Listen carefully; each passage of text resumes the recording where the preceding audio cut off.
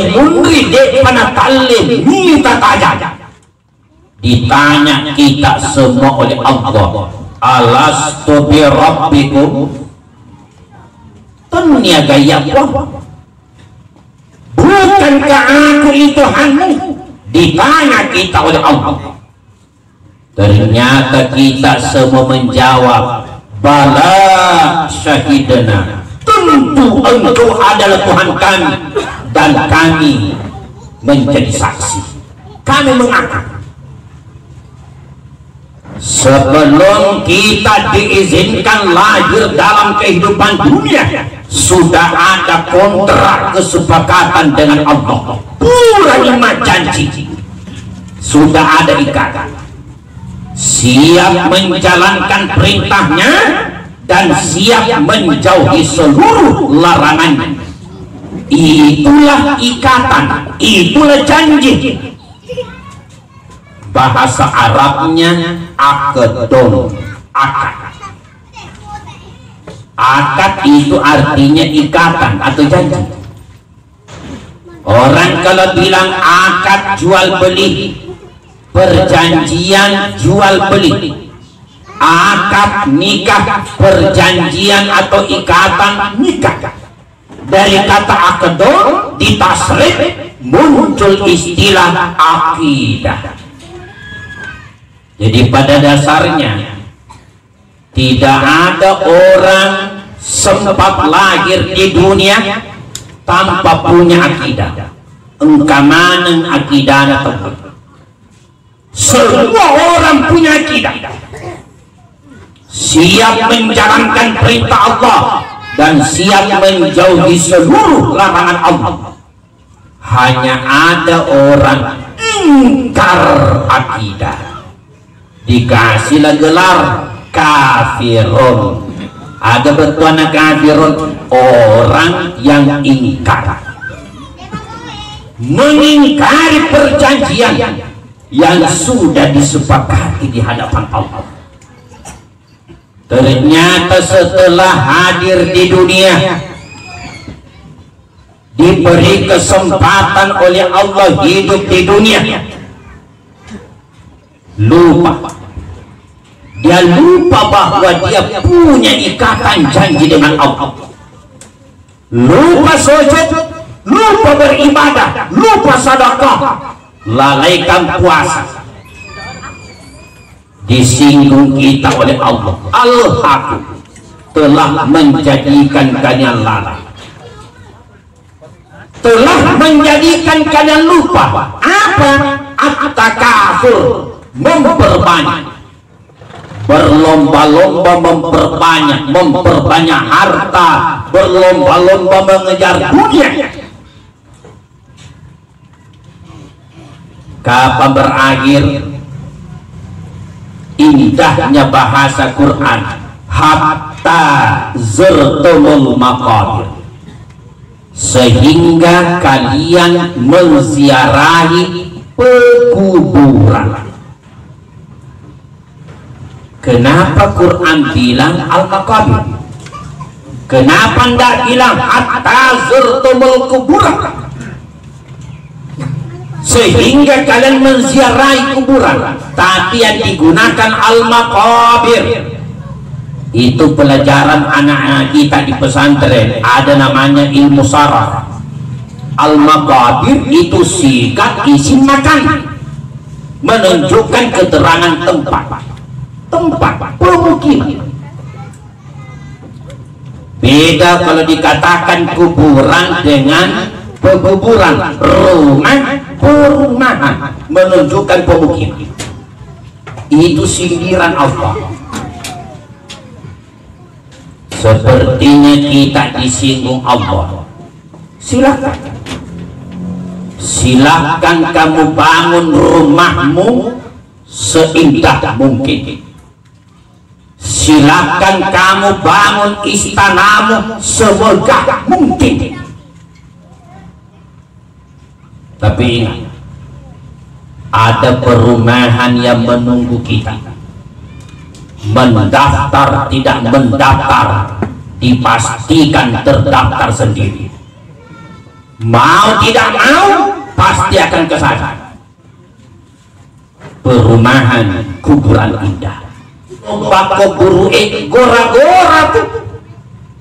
Itu lubang kuburan memanggil nama setiap orang dalam sehari paling kurang 70 kali. Ya lebih wangi sebenarnya gora-gora nolik yang dipanggil masih hidup. Ya mati di dipanggil kita, ya fulan bin fulan, hai si anu bin si anu. Tergantung hingga sempat. Kalau nama aku diambil contoh, Syamsu Alam bin Usman, saya dipanggil. Pesannya sekedar contoh. Di Tamalan Ria saya ceramah, contoh narentau kecelau lagi contoh staf kematian. Allah. Asal Ustaz Alimudi Dolito Dula selesai. Ya Syamsal Alam Ibn Usman, wahai Syamsu Alam bin Usman, saya nadiwin kalian. Malu masih tak, silakan kamu kerjakan apa yang kamu mau, berbuat yang kamu inginkan.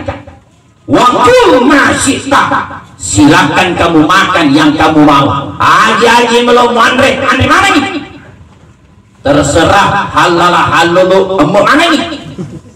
Tapi ingat, begitu nanti nyawamu berpisah dengan tubuhmu, kamu ditanam rapat-rapat, aku akan remuk-remukkan tulang-tulangmu dan hancurkan daging-daging.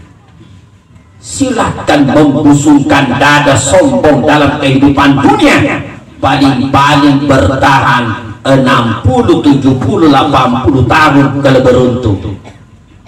Tapi kena dipotong kompas 19 tahun berangkat lebih awal. Jamaah sekalian, lupa giliran sakarat emada napa marilah Robbi kasih waktu irji'un, tolong kembalikan saya, tolong kembalikan ya Allah. Elo nama sempajang, elo nama puasa, saya sudah mau sedekah, saya sudah mau ibadah, terlambat, pintu tobat sudah ditutup, nyawa sisa di tenggorokan. Dan memang Nabi sudah pernah jelaskan itu, bahwa tobat seorang hamba masih akan diterima oleh Allah selama belum terjadi 2 hal. Yang pertama, malam yugargir, selama nyawa belum sampai di tenggorokan, betuan namadan. Yang kedua, malam yatlu isyamsu min maghribiha, selama matahari belum terbit dari sebelah barat. Artinya dunia perjalanan menuju kiamat. Malam yugargir, maksudnya apa itu? Kalau dihubungkan hadis yang lain, ternyata ketika orang perjalanan menuju kematian, ketika seorang hamba perjalanan rohnya akan meninggalkan jasad, itu roh, nyawa dibaca bawah pikoge gambaran sesungguhnya wallahu a'lam, hanya Allah yang tahu. Itu roh nyawa dicabut dari atas, dikeluarkan lewat ubun-ubun. Gitu biasa nariku anak-anak baik cumu pak anak lolo kede kode biasa goyang-goyang itu di ubun-ubun. Dalam penjelasan di situ nanti dikeluarkan. Sekali lagi, kemampuan kita hanya membaca, hakikat sesungguhnya hanya Allah yang tahu. Karena itu roh dicabut dari atas, Makanya orang yang dalam perjalanan menuju kematian, yang pertama dingin kaki, naik ke betis, ke paha, ke perut, ke dada. Begitu nyawanya sisa di tenggorokan, pintu tobat sudah tertutup. Ainul yakin, apa yang selama ini dirahasiakan Allah diperlihatkan. Sekarang ini kan kalau diumpamakan kacamata yang Allah pakaikan kacamata ilmu yakin, apa yang dibilang? Mempercayai, membenarkan tentang sesuatu yang disampaikan, bahkan rela mati mempertahankan bahwa itu benar, padahal sejujurnya dia tidak pernah lihat. Itulah namanya iman. Kalau Quran yang bilang, Rasulullah yang sampaikan, masuk akal, tidak masuk akal, tidak perlu diteliti, langsung menyatakan amantu bihi, menyatakan iman kepada Allah. Contoh, kalau menurut hadis riwayat At-Tirmizi itu dalam kitab Al-Azkar, ini majelis zikir pahalanya sungguh besar. Berkumpul 2 orang, 3 orang atau lebih dalam satu majelis, di situ dibicarakan ayat-ayat Allah, dibicarakan hadis-hadis Nabi, nasihat menasihati, hakikatnya itu majelis zikir. Maka ada kaumun majelisan, tidaklah sekelompok orang duduk-duduk dalam satu majelis, yazkurunallaha fi, yang mereka berzikir kepada Allah di dalamnya, yang mereka saling nasihat menasihati, si pengajari, si paling ngerangi, menyebut-nyebut Allah dan Rasulnya. Itu majelis zikir. Illa kecuali hafathumul malaikat, mereka dikelilingi oleh para malaikat. Siapa gare tiga mereka? Karena hadis bilang mereka dikelilingi malaikat.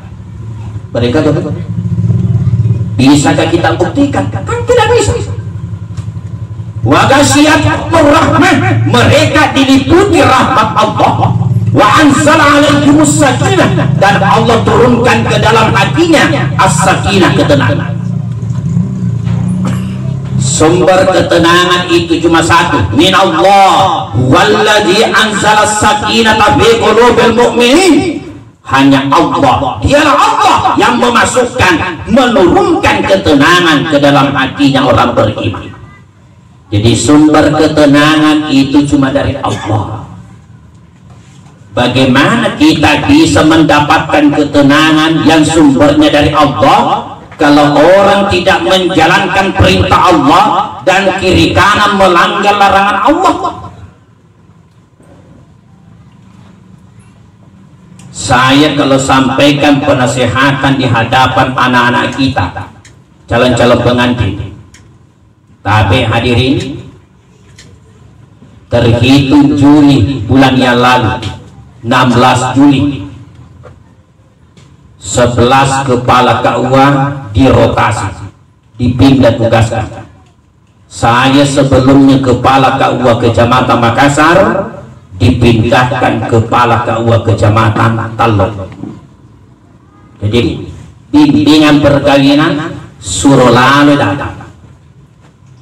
Karena kapan tidak ada sertifikatnya, masuk di meja saya biar lengkap, tapi sertifikat bimbingan perkawinan tidak ada, buku nikahnya tidak saya tanda tangan.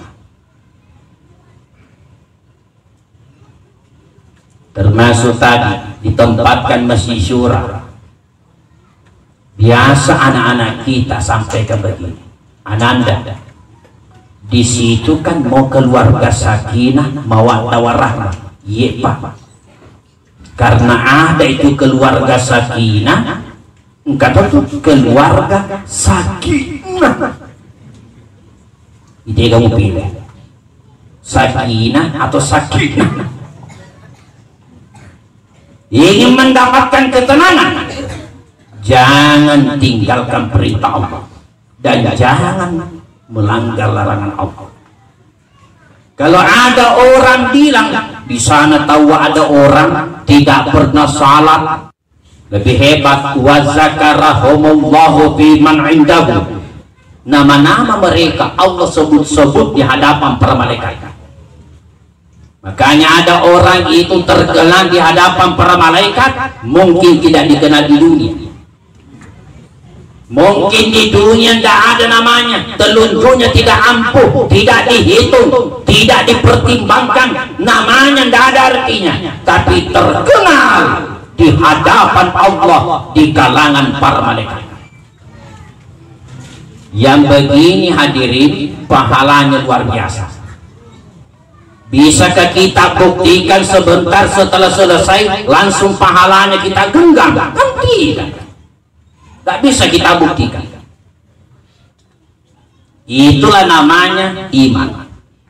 Orang beriman dengan dasar kacamata ilmu yakin. Kalau Allah sampaikan, Rasulullah yang sampaikan, masuk akal tidak masuk akal, bisa dibuktikan atau tidak, langsung menyatakan iman. Langsung menyatakan iman.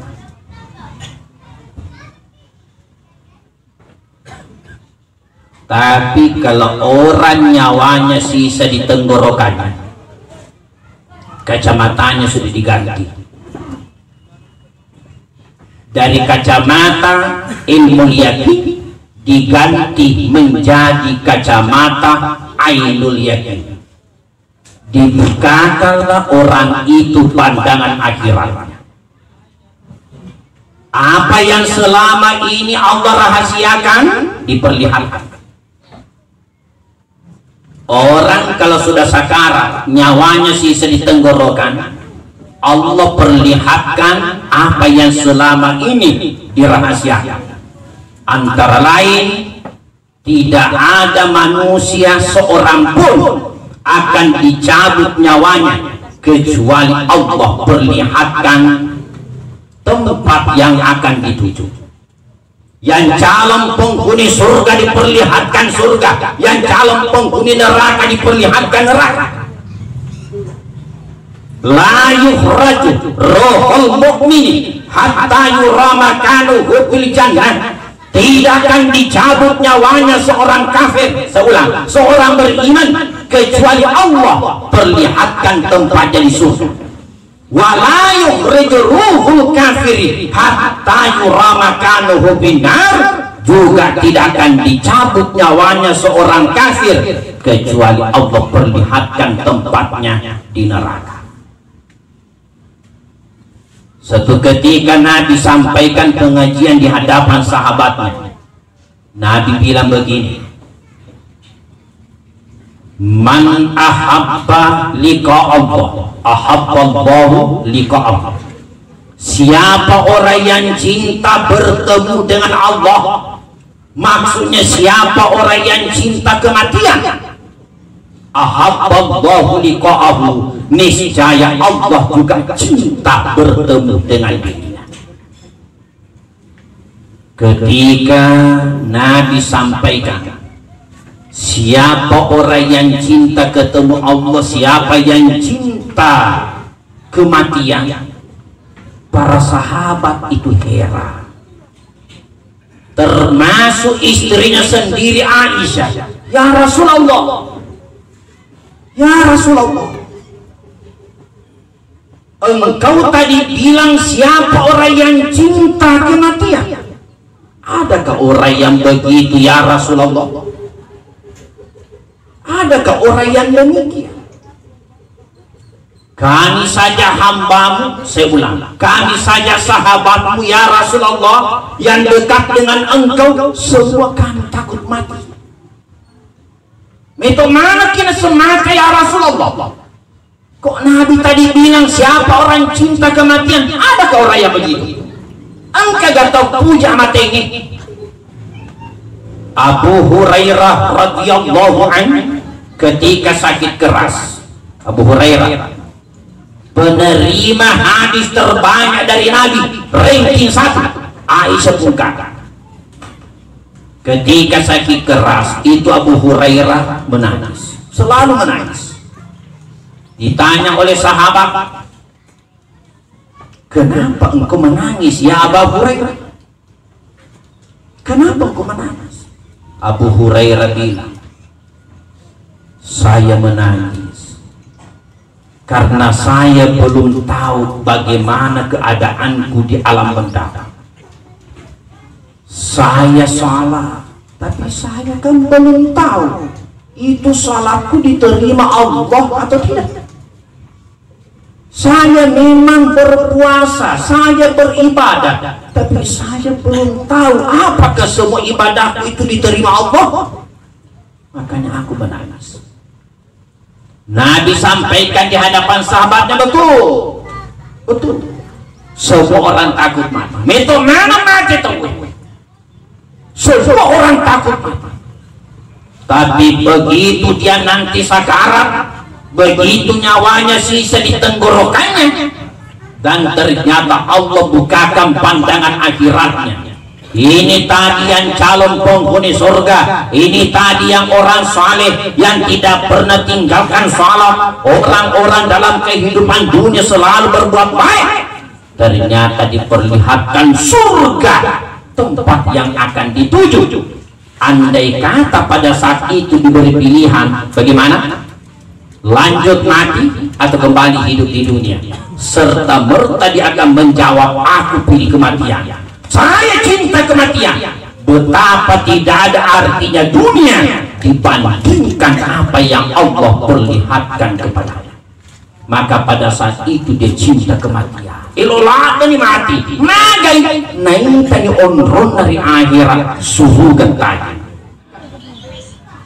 Begitu dibukakan pandangan akhiratnya, ternyata neraka yang diperlihatkan, baru berteriak, Rabbi, wahai Tuhanku, irji'un, paling suka kasih tolong kembalikan ya Allah, jangan dulu matikan ya Allah. La'ali amalu salihan bima taraktu, agar aku dapat kembali melakukan amal saleh apa yang pernah saya tinggalkan. Saya sudah mau sujud ya Allah, terlambat. Magin apa main pada lebat tobaan Fir'aun.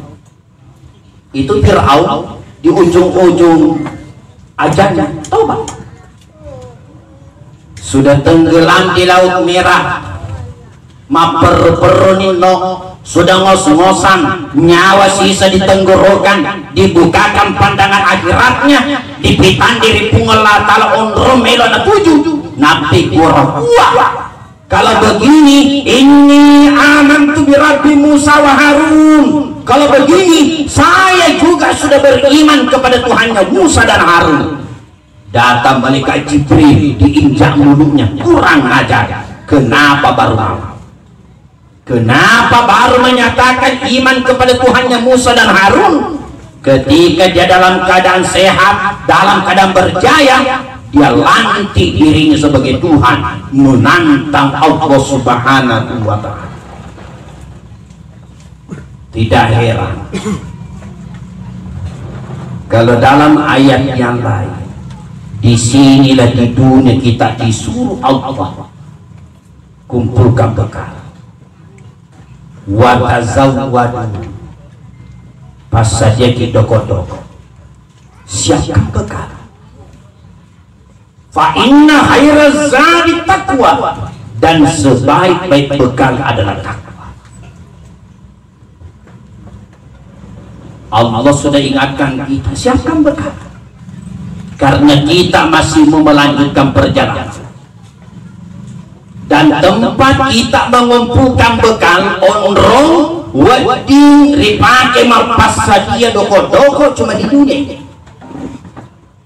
Begitu kita lewati pintu kematian, selesailah kita di negara perimen. mau digaleti alita melok mas sempajang selesai, eloki masih sedekah selesai. Bahkan itu sedekah akan itu janji Nabi. Bahkan ada nanti suatu masa capa-capa utuh, engkau akan melihat, kata Nabi, engkau akan melihat para orang kaya membawa hartanya untuk disedekahkan, tapi tidak ada yang mau terima. Maka sugi mana ditahu, semua orang sudah kaya raya, dikasih sumbangan sedekah tersinggung, kurang ajar, mungkin dikasih Asia. Dia pernah kamelin, napi capa-capa betul muncul orang tidak mau terima sedekah. Makanya hadirin, dunia yang Allah siapkan ini tempatnya kita siapkan bekal pas sedikit doa. Dan Allah tunjukkan bekal yang paling terhebat, takwa. Fa inna khairaz zadi takwa. Dan sebaik-baik bekal, kata Allah, at-taqwa adalah takwa. Di dunia saja orang tidak berani bepergian tanpa bekal. Orang desa mau ke kota, orang kota mau ke desa, lintas kota, lintas provinsi, lintas negara, tidak ada orang berani bepergian tanpa bekal. Padahal selama kita berbuat baik kepada sesama, sampai di kampungnya orang, insya Allah ada yang bantu. Sementara takutnya kita kehabisan bekal.